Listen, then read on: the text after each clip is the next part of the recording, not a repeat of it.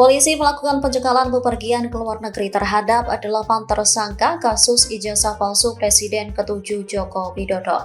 Kabar ini diungkapkan oleh Kabid Humas Polda Metro Jaya, Kombes Pol Budi Hermanto pada Kamis 20 November 2025. Kombes Pol Budi Hermanto menyampaikan alasan pencegahan tersebut. Kombes Budi menyebut keputusan ini karena 8 tersangka tidak ditahan dalam proses hukum yang berjalan.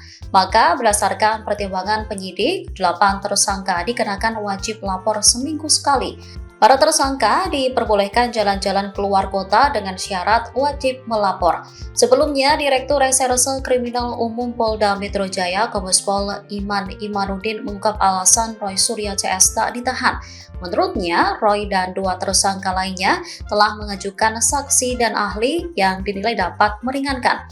Oleh karena itu, penyidik harus tetap menjaga keseimbangan keterangan dan informasi. Dengan begitu, penegakan hukum dapat dilakukan secara adil dan berimbang. Kami ajukan ini adalah orang yang ikut menyusun Undang-Undang Informasi dan Transaksi Elektronik, pernah menjadi bagian dari pemerintahan selama belasan tahun, ya bahkan mungkin puluhan tahun.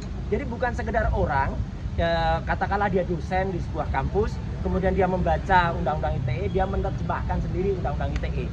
Jadi kalau hanya itu, banyak orang yang bisa membaca dan menafsirkan dan kemudian jadi salah. Salahnya apa? Kemudian ada pasal 32, kemudian ada pasal 35 yang tiba-tiba ditimpakan atau diselundupkan kepada saya, Dr. Rizwan, dan juga mungkin kepada teman-teman yang lain.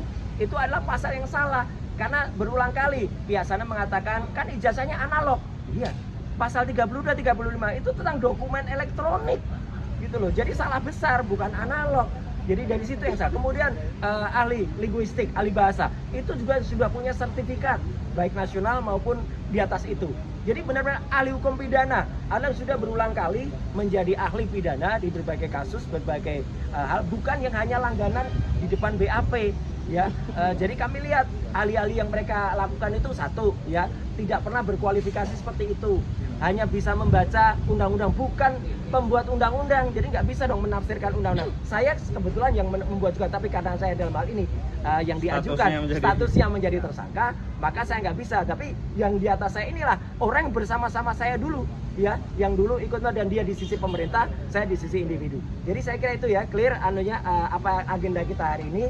Sekaligus juga kita mengajukan gelar perkara khusus untuk supaya apa? Kasus ini supaya terang benderang diketahui oleh masyarakat dan lainnya. Dan sekali lagi saya ingin menyampaikan terima kasih kami kepada semua pihak yang sudah ikut membantu membersamai ibu-ibu, mak-mak, teman-teman tokoh-tokoh aliansi independen, ya, dan juga lawyer terutama yang di bawah koordinasi Pak Petrus Celestinus dan juga Pak Ahmad Rosymuddin. Saya kira itu ya mungkin akan disambung oleh Bang Rizwan. Silakan Pak. Oh satu lagi dikit.